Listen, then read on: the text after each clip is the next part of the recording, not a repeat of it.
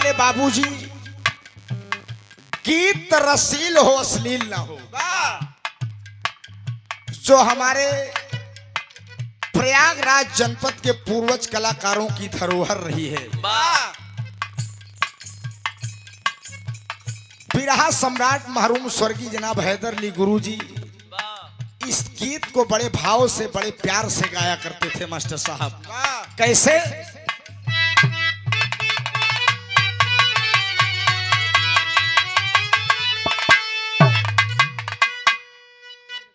देख ले का बात चला। अरे गांव की गोरी चोरी चोरी, अरे गांव की गोरी चोरी चोरी, जब अपन घटी पे आए चुनरिया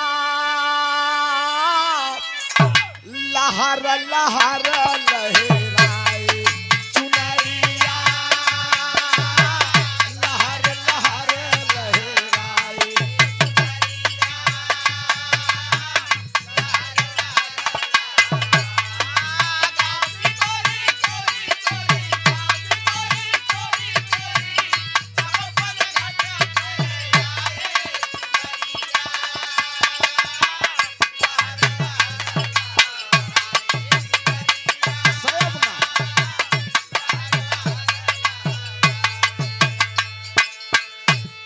लेकिन गीत के अंदर कवि ने बड़ा सुंदर भाव दिया है।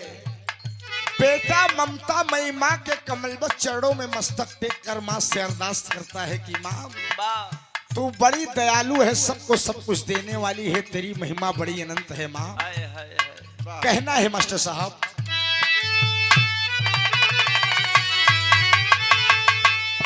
अरे पीड़ा वादनी हंस वाहिनी, अरे पीड़ा वादनी हंस वाहिनी, पीड़ा कर ताल बजा दे मयरिया सरगम साजी सजा दे, मयरिया सरगम साजी।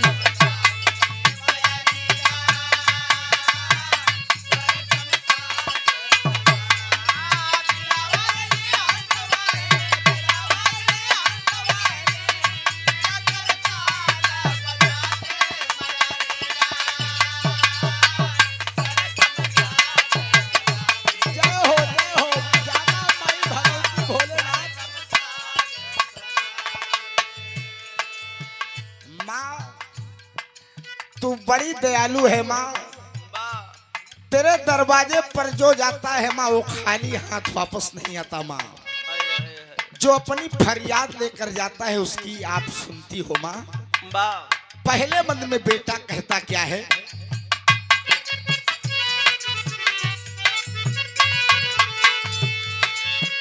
स्वर की दानी हंस वाहिनी मयरिया,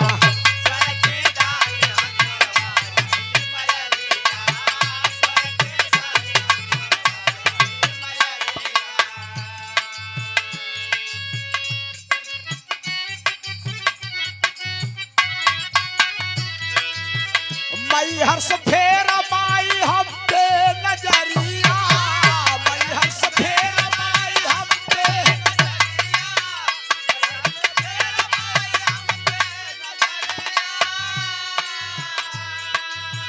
मई हर्ष फेर माई हम पे नजरिया, मई हर्ष फेर माई हम पे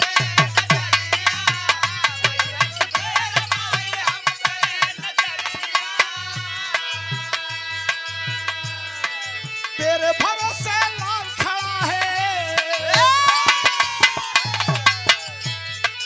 तेरे भरोसे लाल खड़ा है, महफिल बीच में आके मयरिया सरगम साजी सजा दे, मयरिया सरगम साजी सजा दे, मयरिया सरगम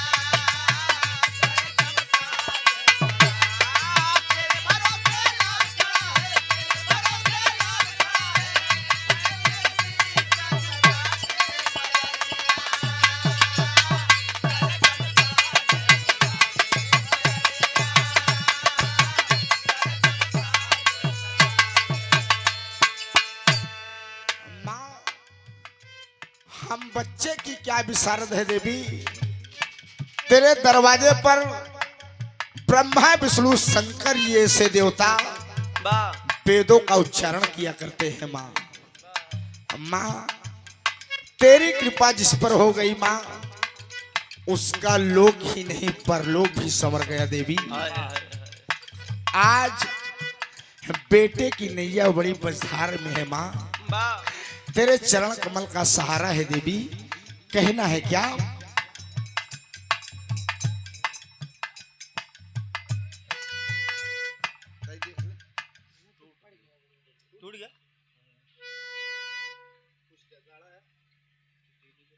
दिहलुगिया नावा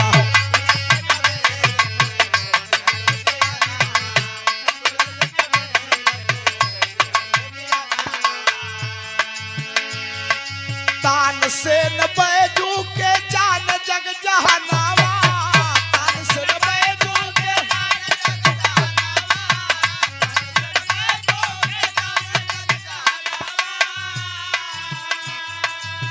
तान से न बैजू के जान जग जहानावा।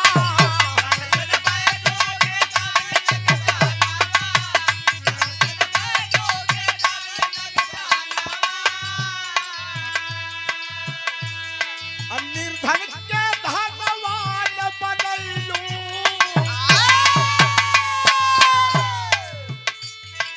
निर्धन के धनवान बनैलू, कुटिया से बहाला बना के मयरिया। सरगम सारी सवारी मयरिया, सरगम सारी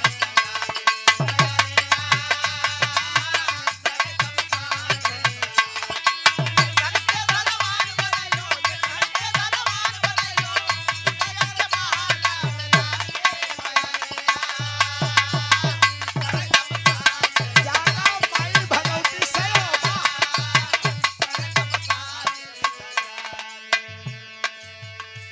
बिरहा सुने वाले बाबूजी माई के वंदना जितने करबा उतने कम्बा। जाकी रही भावना जैसी, हरि मूरत देखी दिन तैसी। मन की तरंग मार लो बस हो गया भजन, मन की तरंग मार लो बस हो गया भजन, और आदत बुरी सुधार लो बस हो गया भजन। बिरहा सुने वाले पंचौ, कलयुग में इंसान का सब सुधर जात में, लेकिन आदत नहीं सुधरत बा। नहाए में लोग 5 मिनट लगावत है, नहाए में 5 मिनट लगावत है ना, चंदन उन्नन लगावे में 45 मिनट लगाई दी। जवन जवन डमरू त्रिशूल छापत, जवन जवन डमरू त्रिशूल छापत है मेरे दोस्त। हमारे प्रयागराज में महाकुंभ लगा रहा, अमृत बरसत रहा।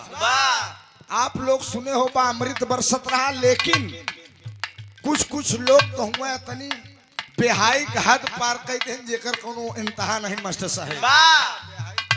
लोग विदेशी दर्शन करने आए थे, लोग गौ दान करवा रहे थे।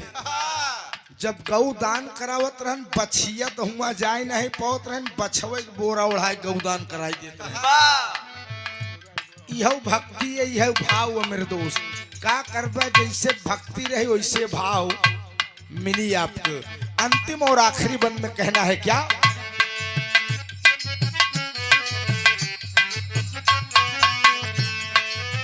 दादा पंधारी मुन्नी लाल भैंस बनावा,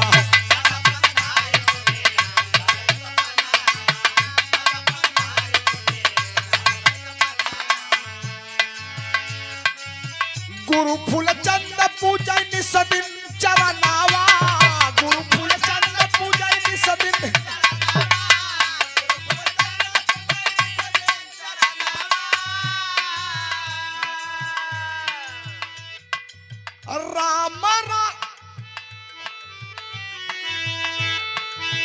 राम राज की कलम है कहती, राम राज की कलम है कहती, राकेश को भी रहा गवा दे मयरिया। सरगम साजी सजा दे।